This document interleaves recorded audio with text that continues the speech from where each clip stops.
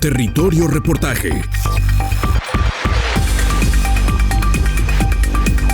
Porque todos tenemos una historia que contar. Con el periodista Agustín del Castillo.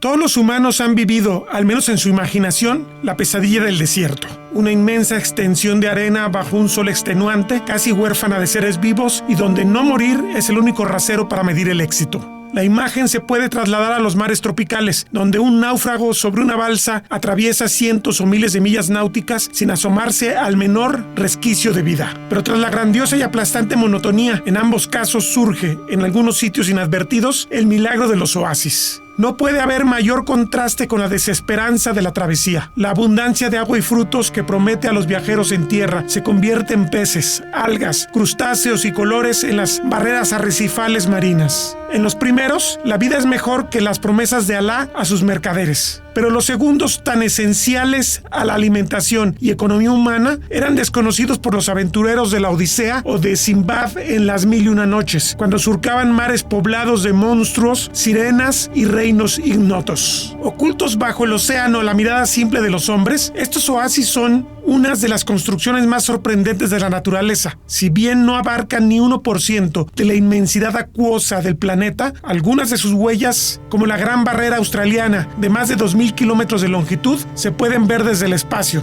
El secreto de su escasez, de su belleza cristalina y de su espectacular vida multinivel y multicolor se explica por la pobreza del mar contiguo, con pocos nutrientes diluidos, lo que permite la claridad meridiana y la extraordinaria luminosidad solar, y por su eficiencia energética. Como en la selva, todo se recicla y cada especie que allí habita es en extremo dependiente de las otras para sobrevivir. Y si hablamos de escasez y de inmensidad, el Pacífico Oriental es de mayor forma al resto del planeta un registro viviente de ello. Apenas poco más de una quincena de las 800 especies de este animal sobreviven. La acidez natural del mayor océano del mundo y probablemente su amplia exposición a extremos debido a las dimensiones descomunales de estos mares han hecho de la presencia coralina algo estadísticamente marginal, aunque no por ello menos importante. De hecho, la nota de su escasez y de su precariedad hace más notoria su presencia, y por eso resulta fundamental proteger. La investigadora de la Universidad de Guadalajara, Paola Rodríguez Troncoso, enfatiza en este contexto lo fundamental que ha sido trabajar para salvar los corales de Islas Marietas, esas pequeñas joyas del Pacífico mexicano. La cobertura llegaba entre el 17 y el 35%. Por ejemplo, los sitios de mayor cobertura de mayor cobertura están asociados a la Isla Larga, y muchos de esos sitios no son de visitación. Se tienen como sitios justo de restauración y zonas prioritarias para la conservación.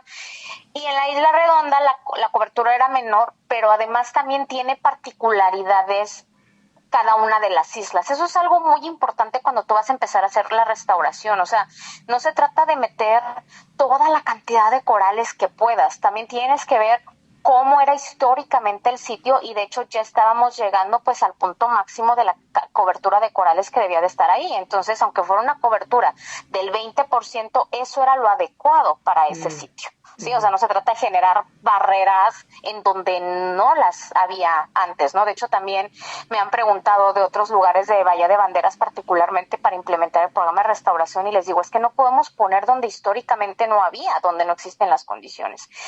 Entonces, eso es lo que estaba más o menos entre las diferentes islas, y ahorita, según los datos que tenemos, estamos alcanzando como máximo el 10%. O sea, sí se fue más de 2/3 partes de la cobertura de coral. Cuando hablamos de porcentajes, ¿qué relación con qué? Digo, para entenderlo bien. Ok. Lo que pasa es que nosotros sacamos lo que se llama la cobertura relativa. La cobertura en relación, de hecho, nosotros, inicialmente el doctor Amílcar, y luego yo llegué a colaborar con él, estamos a cargo del programa de monitoreo marino del Parque Nacional de las Marietas.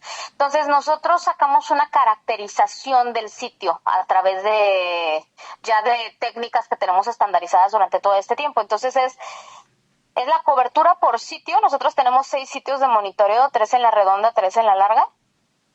Y la cobertura, ¿cómo la pongo en palabras normales? Espérame, sé que no debo de utilizar palabras raras. O sea, la cobertura relativa es La extrapolación de la cobertura total que tendría el coral en toda el área. Pero es que no nada más censamos los corales, censamos algas coralinas, porque todos los grupos son importantes, ¿no? Claro.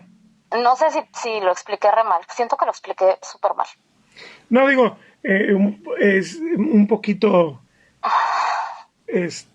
o sea, digamos que el porcentaje, cuando tú dices aquí hay 35%, estás hablando contra la superficie completa de la plataforma marina. Ajá, de la plataforma, de los sitios donde posiblemente pueda haber corales, más bien, porque no es nada más la plataforma marina, okay. Porque puede haber partes, por ejemplo, la Isla Redonda se caracteriza por tener le llamamos un stepping slope, es una caída muy abrupta.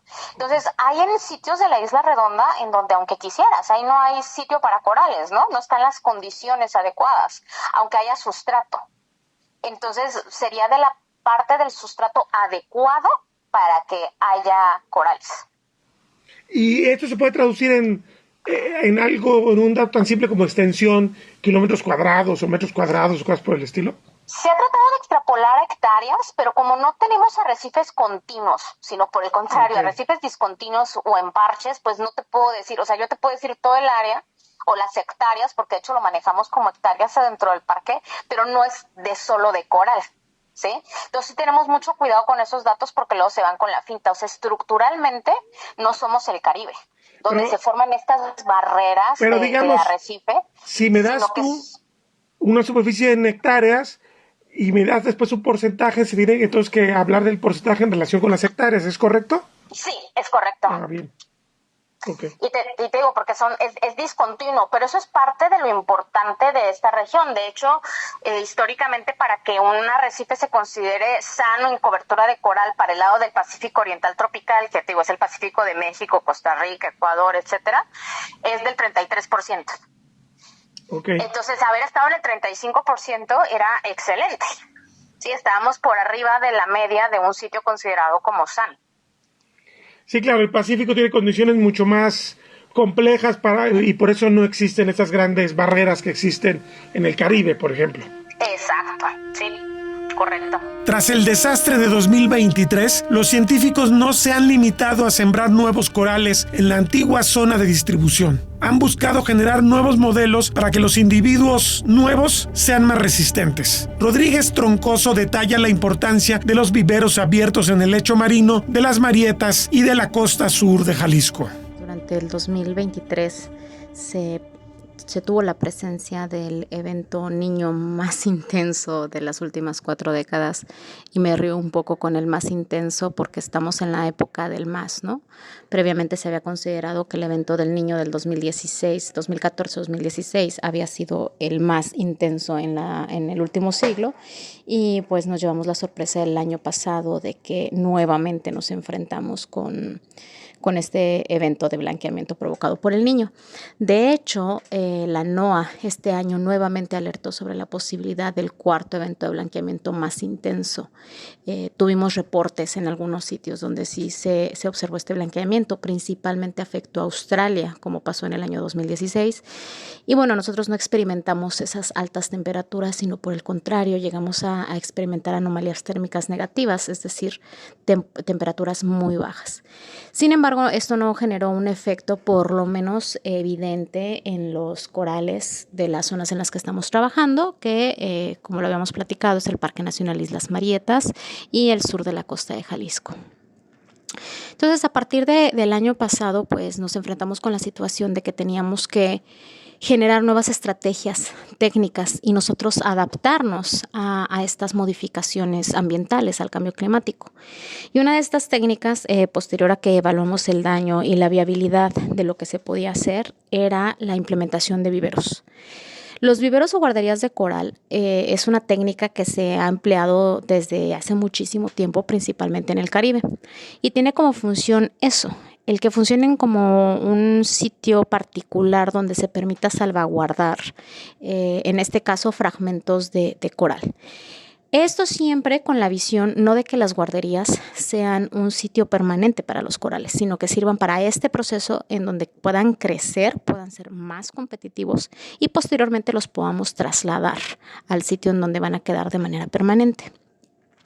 Durante este año conseguimos que el financiamiento que tengo actualmente con National Geographic, así como otras agencias y personas que se sumaron a la causa, se nos otorgara el presupuesto para poder implementar estos viveros. Estos viveros fueron colocados inicialmente, solamente 4 viveros como una prueba, en donde nuevamente pusimos fragmentos de oportunidad. Los pocos fragmentos que quedaron de este evento devastador del año pasado, los instalamos, los fijamos y los dejamos a que crecieran.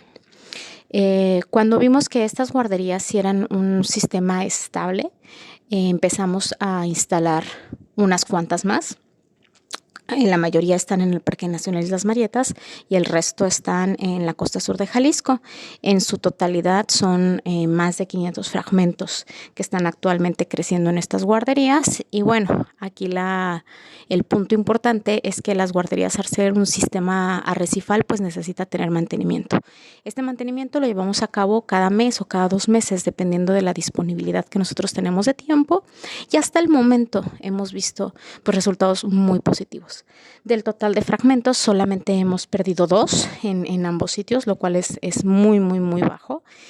Y el resto están creciendo significativamente. De hecho, estamos observando un crecimiento mayor a lo que sería en el sustrato natural, y esto en parte se puede deber a que estamos disminuyendo la competencia al estar en un sustrato como roca, donde hay otros organismos como algas coralinas o incluyendo otros invertebrados que puedan estar generando competencia por el espacio.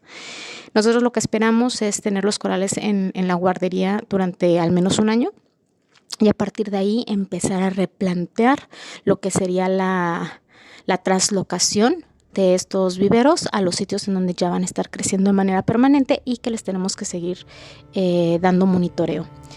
Asimismo, estamos aplicando otras técnicas y otros protocolos dentro de los mismos viveros. Uno de ellos es que estamos probando afinidad de posibles diferentes haplotipos, es decir, afinidad entre fragmentos que pueden ser genéticamente no similares, como una técnica que ya probaron en el Caribe, para ver si podemos determinar la diversidad genética a partir de estos tipos de ensayos. Esto recientemente se instaló y pues vamos a poder tener resultados más o menos en unos 6 meses.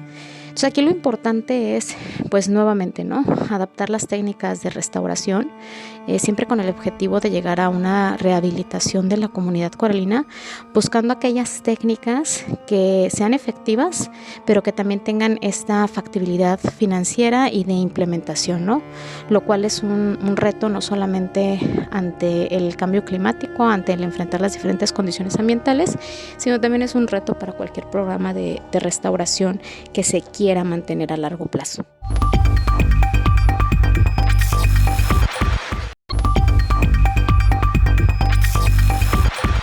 La sociedad civil, y en particular los descendientes de los viejos ejidatarios que llegaron al litoral del sur de Nayarit y norte de Jalisco hace medio siglo o un poco más, han sido decisivos para que el modelo de conservación de las Marietas alcance resultados exitosos. Territorio Reportaje platicó con el presidente de la Asociación Civil Bahía Unida, conformada medularmente por los prestadores de servicios turísticos que aprovechan la isla, Yuri Herrera. Las Islas Marietas, como sabes, fueron decretadas área natural protegida en el año 2005.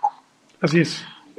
Antes a esta fecha, pues las Marietas eran un espacio pues no regulado, sí un área natural, pero con que era visitado, que ya empezaban a ser visitados por los prestadores de servicios turísticos que acudían a las islas, pero de manera desordenada, y en este caso pues la mayor parte del turismo que salía a hacer recorridos en la bahía pues tenía mucho más intenciones de el avistamiento de las ballenas en los meses de noviembre a marzo. Entonces las Marietas no estaban dentro del menú de opciones que los turistas tenían, más que de manera ocasional, ¿no? Pero a partir del 2005, cuando la CONAM es decretado como un parque nacional con categoría de parque, pues es cuando empieza ya la relación, digamos, si no de manera intensiva, si de alguna manera, con la CONAM, con el gobierno federal y los prestadores de servicios turísticos. Ese sería por una parte. Por otro lado, pues esta relación se fue dando a lo largo de los años, y en el 2016 es cuando colapsa de manera impresionante a través de una fotografía. Aquí hay que tener en cuenta dos elementos muy importantes: el incremento de las redes sociales y pues la difusión a través del internet. Entre el 2014 y 2015, una fotografía de la Playa del Amor es subida en algún lugar, en alguna red, y empieza a difundirse este lugar que pues se veía paradisiaco. La gente se preguntaba dónde es, pensaban que en Asia, hasta que dicen, no, está en Nayarit, frente a las costas de Punta de Mita. Y es ahí donde empieza toda la efervescencia del lugar, del espacio, ¿no? Se llegaron a registrar pues hasta 3,000 personas en algunas ocasiones visitando la Playa del Amor. Entonces creo que ese es el punto de inflexión más importante en la formación o en la conformación de nuestra organización. Es ahí donde se prenden las alarmas, las alertas, donde los especialistas empiezan a hacer estudios sobre la riqueza o no riqueza del coral en todo lo que es las dos islas, y determinan que está afectada esa zona, ¿no? No tanto la Playa del Amor, porque pues el coral no crece en condiciones de oscuridad, pero sí en las olas aledañas ya presentaban ciertos rasgos de deterioro ambiental. Y bueno, pues tú sabes que digamos el coral es un indicador de la salud de los litorales, ¿no? Entonces, pues se corría ahí el problema de pues de que pudiera haber un problema ambiental más grave, ¿no? Entonces, en el año 2016, la CONAM determina no abrir ya la Playa del Amor. Ojo, mucha gente cree que se cerraron las Marietas. Las Marietas nunca se cerraron. Lo que se cerró fue el acceso a la Playa del Amor, que más o menos fue un promedio, un lapso de 3 meses. Pues ese tiempo, ante esta situación, pues todo el sector se vio afectado. Dependen más de 1,500 personas directamente de esta parte, ¿no? Directamente más, pues las familias, eso se cree que alrededor de 6,000 personas dependen de Marieta directamente, ¿no? Trabajando 1,500 y familiares hasta 6,000 personas, ¿no? Más las situaciones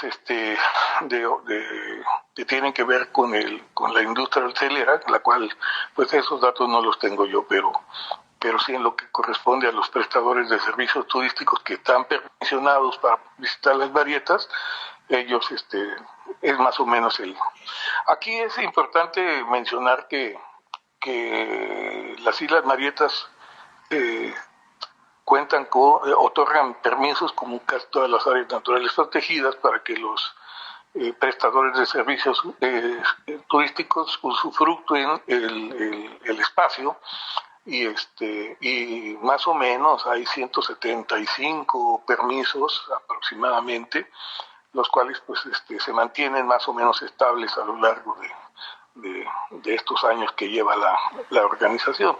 Sí, ha habido algunas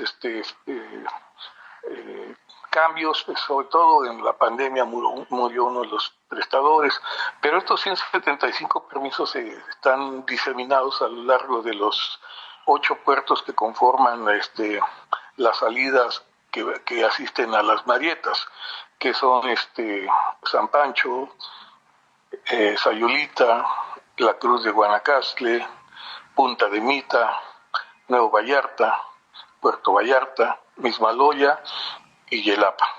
De todos estos puntos acceden a las Marietas. Entonces, esta situación pues hizo que los propios prestadores, la situación del cierre de la Playa del Amor, se organizaran y buscaran la forma de volver a participar del del usufructo de la Playa del Amor, ¿no? Eso es, digamos, creo que el génesis de la organización Bahía Unida. O sea, nace en 2016 con esta crisis de la Playa del Amor. Exactamente. Ya van para 8 años. Ya van para 8 años, sí. Ahora hay que ser muy enfático en el hecho de que se conforma un consejo asesor en el cual participan pues todos los sectores, marina, el sector hotelero, los prestadores, la CONAM, una serie de actores que participan en digamos, la parte académica también, y todos ellos forman un consejo asesor en esa fecha, el cual empieza a decir las normas y empieza a dictar los procedimientos que deben seguirse. Eso fue muy importante para la conformación de esta relación. Digamos, en términos coloquiales, más o menos la CONAM determina no abrir. Yo creo también que se conjugan otros factores, no son, digamos, estas, no de manera oficial, la historia no conocida, pero también el interés de ciertos políticos en tener el control de las Marietas para quizás, y esto es especulativo, otorgárselo a los resorts internacionales que están en Punta de Mita, pero esto es especulativo, ¿no? Pero ¿se nota ese interés? Algunos prestadores lo comentan, que ellos consideran que hubo presiones por parte del gobierno en ese entonces por participar de alguna manera que no está muy definida cuál fue en poder otorgar a los grandes hoteles la posibilidad de explotación de las islas, no de las islas, sino de la Playa del Amor. Claro. Entonces, pero esto no es, digamos, oficial, es una mera especulación. Pero digamos que la conformación de la asociación, en ese sentido, sea especulativo o no, fue el modo que ustedes pudieron enfrentar los intereses y consolidar su propio interés, ¿no? Como prestadores de servicios. Sí, de alguna manera, la presión sobre la población, especialmente de Punta de Mita, fue grande de parte del gobierno del estado, para que dejaran se estaba gestando un movimiento de resistencia hacia el cierre de la Playa del Amor, ¿no? Y entonces hubo presiones de parte del estado de Nayarit para que cesaran en sus intentos. Entonces, estos mismos, tuvo que ir el gobernador a ver la situación y habló con el entonces comisionado nacional de la Comisión Nacional de Áreas Naturales Protegidas para decirle, oye, no, sí necesitamos abrir, y eso fue muy importante, ¿no? Estamos hablando de que la comunidad tiene una participación muy importante en la apertura de la playa, ¿no? Y es ahí donde se gestan o donde se hacen los primeros acuerdos.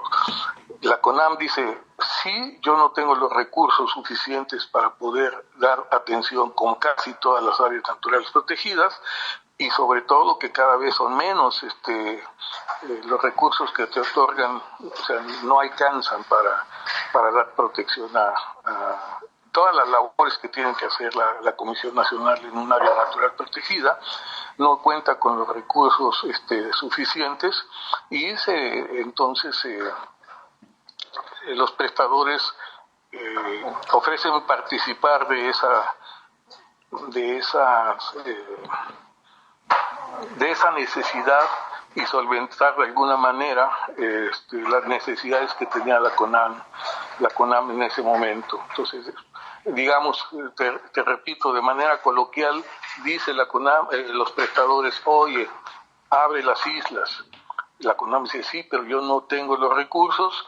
Bueno, ¿qué necesitas? Pues necesito vigilantes, necesito uniformes, necesito gasolina, necesito embarcaciones, personal en tierra, para poder hacer un programa de manejo eficiente y efectivo. Y los prestadores deciden entonces formar Bahía para buscar la forma de solventar esas necesidades materiales que tenía en ese momento el cuidado del archipiélago. Y es ahí en ese momento en el cual Bahía participa, se determina la forma de buscar los recursos para otorgárselos a la CONAM. Y aquí es muy importante, creo yo, que desde el inicio de operaciones de Bahía Unida se determinó que se iban a otorgar los recursos a la CONAM, pero nunca en dinero, en efectivo.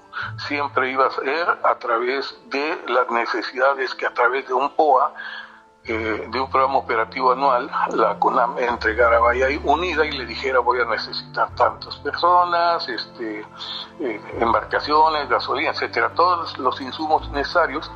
Y se buscó la participación de una tercera instancia, que es una organización reconocida a nivel internacional, como es Pronatura Noroeste, que nos ha ayudado a administrar los recursos. Y si, por ejemplo, la CONAM tiene necesidad de un lápiz, no se le da a la CONAM el dinero, sino se le da el lápiz. Eso ha transparentado mucho el manejo de recursos. ¿Por qué? Pues porque nadie maneja el dinero. Todo esto se hace de manera transparente, ¿no? Y creo que ese es uno de los grandes éxitos de la organización.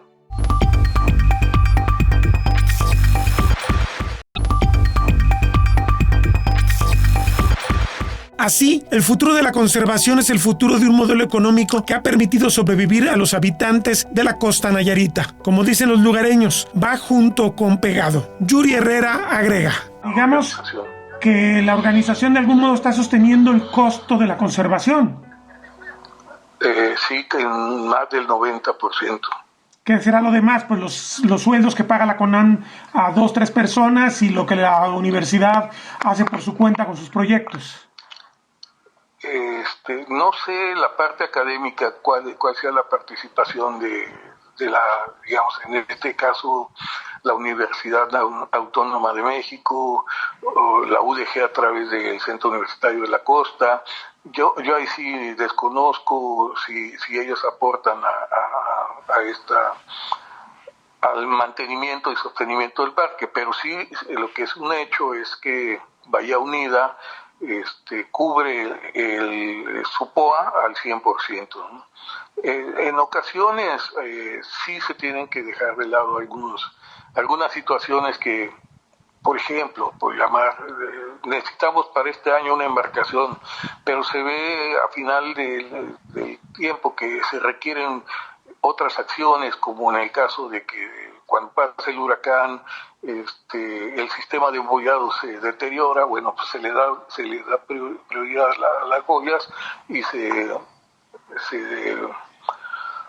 va dejando un poco el proyecto de la embarcación para otra ocasión, ¿no? Entonces sí, es un procedimiento flexible en el cual las tres partes, Pronatura Noroeste, Comisión Nacional de Área Natural Protegida, Parque Nacional Islas Marietas y Bahía Unida, se sientan en la mesa y los tres tienen que estar de acuerdo para poder orientar los recursos no a un lugar, sino ya a otro área dentro del mismo POA, ¿no? Ahora, ¿ustedes nomás están conformados por prestadores de servicio o también hay otro tipo de actividades económicas? No sé, la pesca, se me ocurre. No, solamente no hay pesca ahí. Prestadores, solamente la gente que va a visitar las Islas Marietas. Entonces, ¿no tienen ahí concesiones de pesca vigentes? No. Y eso es algo que que a ustedes les preocupa que no se dé, supongo. No nos preocupa porque con los prestadores cumplen, digamos, aquí hubo un cambio de mentalidad que ellos mismos manifiestan, los prestadores.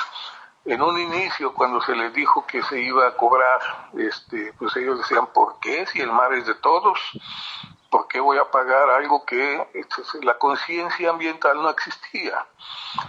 Poco a poco, quien ha tenido una participación activa muy, muy importante ha sido el director del área, que es Jorge Castrejón.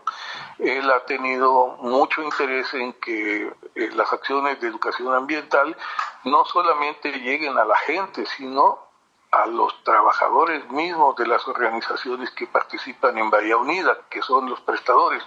Se capacita a los capitanes, a los guías, y los propios dueños ahora son nuestros los principales vigilantes que todas las cosas se lleven a cabo. Se dieron cuenta que si no cuidaban el recurso, pues entonces pues no iba a quedar más recurso para sus hijos o para sus generaciones futuras. Y ellos son hoy los que han cambiado de manera paradigmática su pensamiento de ser depredador a total, ¿cómo se puede decir?, aliado a la conservación. Hoy son ellos los principales vigilantes de que las acciones se lleven a cabo y se cumplan. Ahora, entonces yo por lo que entiendo, al ser área natural protegida, las actividades extractivas están prohibidas, entonces la pesca no se da dentro del área protegida. No está permitida, probablemente fuera de los horarios establecidos exista, pero se considera pesca furtiva. Tendría que perseguirse, pues. Tendría que ser perseguida. Ahora, sobre todo que sí. Hay cooperativas pesqueras en toda la Bahía de Banderas. Yo no sé si ellos presionan. Relación Bahía Unida directamente con las cooperativas pesqueras. Sí creo que están ellos en el sentido de proteger. Ese sería Porque al final de cuentas, esas 6,000 personas que me mencionabas, seguramente muchos tienen actividades dobles, o sea, el turismo, pero también la pesca y cosas por el estilo. O sea, supongo que ellos también tienen conciencia, ¿no? Sí, yo sí creo lo que tú estás comentando, pero Bahía Unida no tiene injerencia en las actividades pesqueras.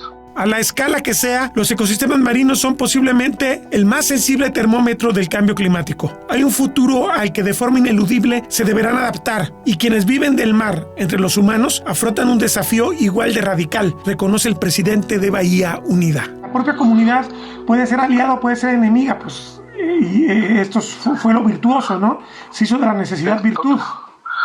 Totalmente de acuerdo, ellos se dieron cuenta y él dice, bueno, si yo esto no lo cuido, ¿qué le voy a dejar a mis hijos? Ahora, no es menor mérito que tienen apenas 8 años y ya los buscan de otras partes. Digo, hay procesos que tienen décadas y que todavía no cuajan.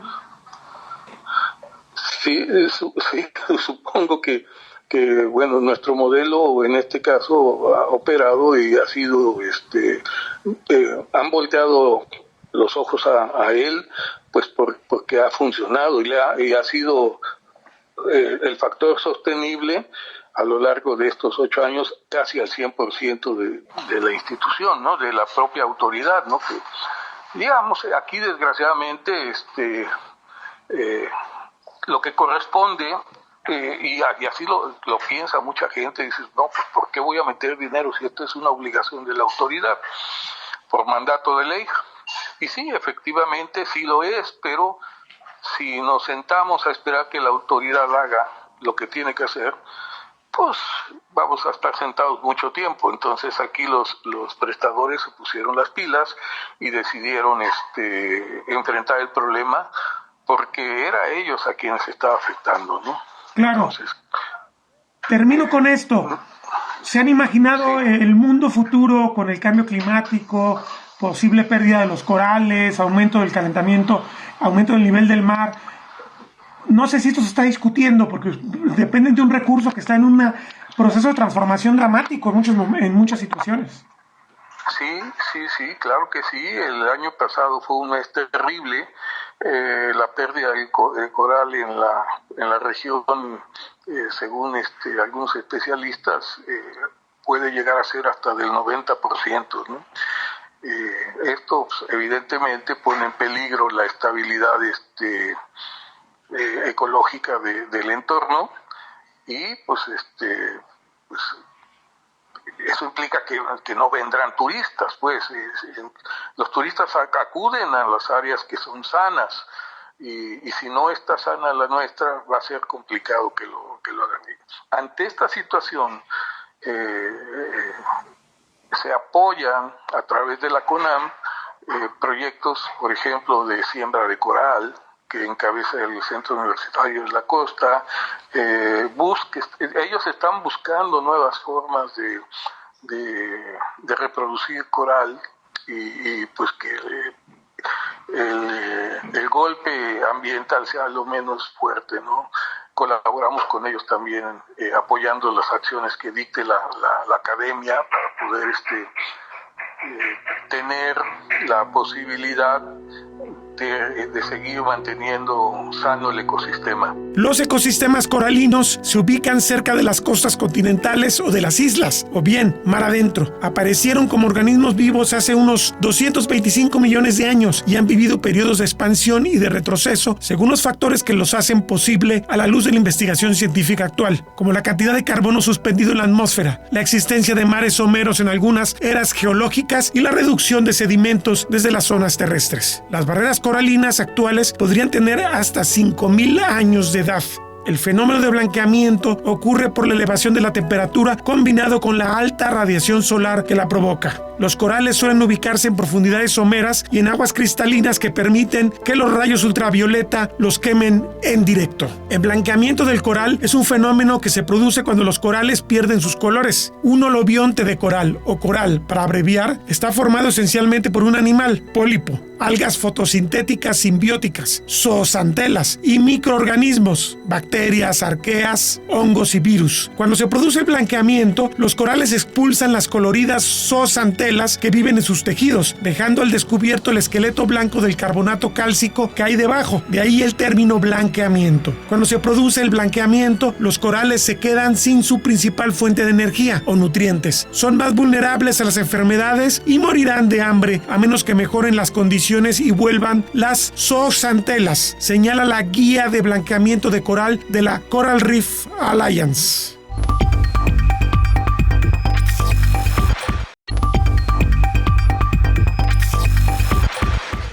El investigador de la UDG, Amílcar Cupul Magaña, amplía los detalles del trabajo que se ha dado para afrontar el problema del blanqueamiento y enfermedades de los corales en las 3 décadas que van del trabajo en el sitio de las Marietas. Es una zona donde ya después empezamos a notar, cuando se empieza a regular todo, empezamos a notar que son sitios donde hay hemos encontrado juveniles de tiburón gata, grandes, ¿cómo se llaman estos?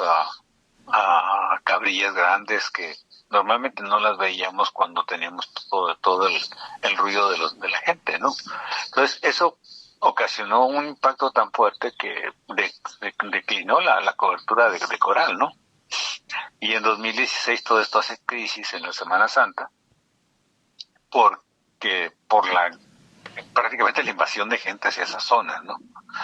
Entonces el comisionado pues tomó cartas en el asunto, y después de analizar la información que nosotros le enviamos, que nos solicitó de cómo estaba la cobertura de coral, los visitantes, todo eso, junto con la gente del parque, pues se tomó la decisión de cerrar temporalmente el sitio para buscar una recuperación. ahora sí que ahí me tocó que pues que nos fuera de todo, ¿no? Y ya nos pregunta cuánto tiempo se cierra. Ujú. Un año, 2 años, ¿cuánto? No, digo, pues es que también ahí se llevan a cabo pues actividades productivas, en el caso del turismo, y pues digo, no creo que, no considero yo que tanto tiempo, ¿no? Y entonces, nosotros desde 2011, un poquito antes, habíamos empezado con los experimentos de restauración, pero más que nada por cuestión de ver, de conocer la tasa de crecimiento del coral. Y necesitamos saber en cuánto tiempo llevaba o a qué velocidad crecía el coral, utilizando fragmentos que se producían por el oleaje, que estaban en buenas condiciones, y experimentamos con ponerlos en sustrato artificial y ponernos en sustrato natural. Entonces ahí analizamos pues lo que es la tasa de crecimiento, la tasa de fijación al sustrato y la supervivencia. Entonces con esos datos pues más o menos estuvimos viendo, a los 4 meses ya el coral se podía fijar se había fijado por sí mismo al sustrato. Ujú. Entonces ese fue el punto que nosotros tomamos para decir cuánto tiempo. Claro, estableciendo un programa de restauración a la par, pero sí va a estar cerrado, pero para hacer todo el programa de restauración, el inicio del programa de restauración, que era lo que entre comillas decimos el sembrar de fragmentos las zonas que estaban más dañadas, ¿sí? Entonces, pues eso fue lo que le propusimos al comisionado en ese tiempo. Se aceptó. Tuvimos reuniones con los prestadores de servicio tremendas. Fue bastante pesadito, pero pues ya teníamos la experiencia del estero del salado, así que más o menos pudimos capear la situación. Pero estuvo interesante. Fue un muy buen ejercicio, y pues realmente el trabajo pues funcionó bastante bien. Empezamos en 2016, llegamos al punto crítico de que la cobertura de corales y la cantidad promedio de coral vivo que teníamos en la isla era del orden del 10%. Cuando hicimos los primeros estudios en el 96, 95, 96, la cobertura de coral en Marietas era del orden del 25%. Es decir, habíamos perdido el 15% de cobertura de coral en el parque. O sea que si lo vemos, pues es muchísima cantidad de Sí, de contra coral el que se universo perdió. de lo que había se perdió más de la mitad. Sí, más de la mitad, exactamente. Entonces, pues se implementó el programa de restauración ya ahora sí formalmente e intensivo. El equipo de nosotros, equipo de trabajo, hicimos toda esa parte de restauración, tanto la doctora Paola, el doctor Adolfo Tortoledo, que él era estudiante de nosotros, de doctorado, pero él es profesor del TEC de Bahía de Banderas, y los estudiantes de doctorado y de licenciatura que teníamos ahí con nosotros, ahí nos poníamos a hacer todo el trabajo en los distintos sitios. Llegamos a poder fijar ahí en el sustrato en total más o menos como unos 4,000 fragmentos de coral, ¿sí? Claro, no nada más era ponerlos y ya, sino había que darles todo el seguimiento. Tomamos unas muestras representativas alrededor de entre 50 y 100 fragmentos, que se les estuvieron midiendo sus datos, la longitud, tanto la longitud a lo largo y a lo ancho, y para ver cuál era la tasa de crecimiento en estas condiciones, la tasa de supervivencia, la tasa de fijación al sustrato, la mortandad que teníamos, y eso pues nos arrojó muy buenos números para un programa de este tipo. Tuvimos alrededor del arriba del 85% de sobrevivencia, y la tasa de crecimiento andaba del orden de los 4.5 a 5.5 centímetros por año, en el caso de los corales ramificados, que son con los que trabajamos. Entonces, de 2016, que empezamos, a 2023, que fue otro punto crítico, 2023, como ya lo habíamos platicado, con lo del niño. Sí, claro. Llegamos, te digo, del 10% que teníamos, se llevó hasta casi el 28% de cobertura total de coral vivo, cobertura promedio. Es decir, aumentamos casi el 18% de cobertura de coral. O sea, contra el 10 que tenían, prácticamente triplicaron. Exactamente. Sí. Entonces, todo fue el programa de restauración, el control de visitantes y el apoyo de los prestadores de servicio, que la mayor parte de ellos ha respetado las reglas. Entonces, y fueron condiciones un tanto benéficas desde el punto de vista ambiental, porque nos permitió eso, que pudiera aumentar la cobertura de coral en esa extensión, y la verdad estábamos muy muy muy satisfechos y muy contentos por eso, ¿no? Una buena tasa de supervivencia, y bueno, ahí vamos con los monitoreos y todo, y pues ahora sí que viene la otra parte, ¿no? Sí, el evento de blanqueamiento del año pasado. Exactamente. Fue brutal, ¿no? Sí, ese sí, la verdad sí no nada más a nosotros, sino pues todo lo que es el Pacífico tropical, desde Los Cabos, desde La Paz hasta Colombia. Uh-huh. Tuvimos estos eventos de blanqueamiento y mortandad de corales. Caso, por ejemplo, de Huatulco, que prácticamente el 100% se murió en algunas de las localidades. Y nosotros no nos fue tan bien. Tardó mucho, o sea, aguantaron bastante. A bastante me refiero, pues desde que empezamos con los primeros signos de blanqueamiento aquí en Marietas en julio hasta noviembre de este año, del año pasado, perdón. De julio a noviembre del 2023, pues un poquito antes, a finales del 2022, tuvimos un evento extraordinario que fue el huracán Roslin. Uh-huh. En octubre, noviembre de 2022.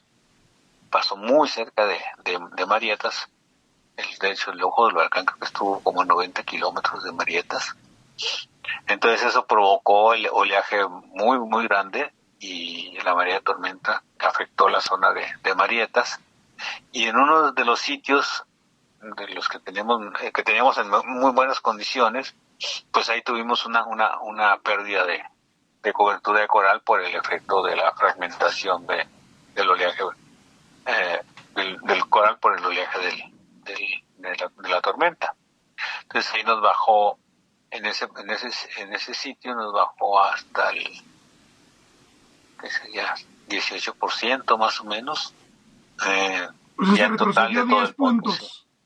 Sí, Okay. Pero de ahí hasta junio habíamos recuperado ya el 24%. O sea, casi 25% se había recuperado porque ahí implementamos una restauración en ese sitio muy intensiva y funcionó bastante bien, y en total pues ya la cobertura aumentó casi al 25%. Y ahí como estábamos muy contentos hasta que llegó el blanqueamiento, ¿verdad?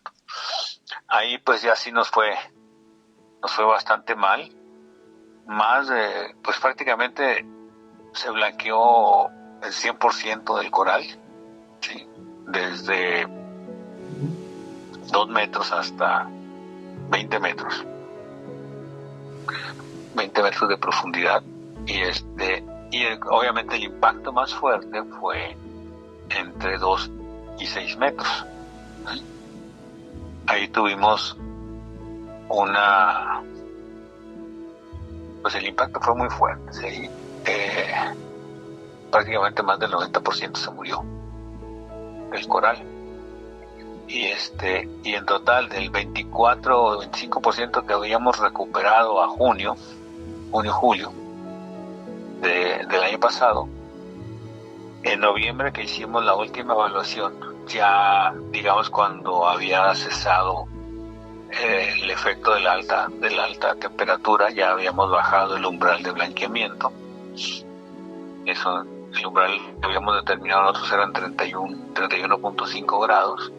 Ya bajamos de esa temperatura, ya estaba en 29, 28 grados centígrados. Entonces, al hacer la última evaluación, pues ya fue la triste realidad, ¿no? Quedamos con una cobertura total promedio en el parque de 4.3%.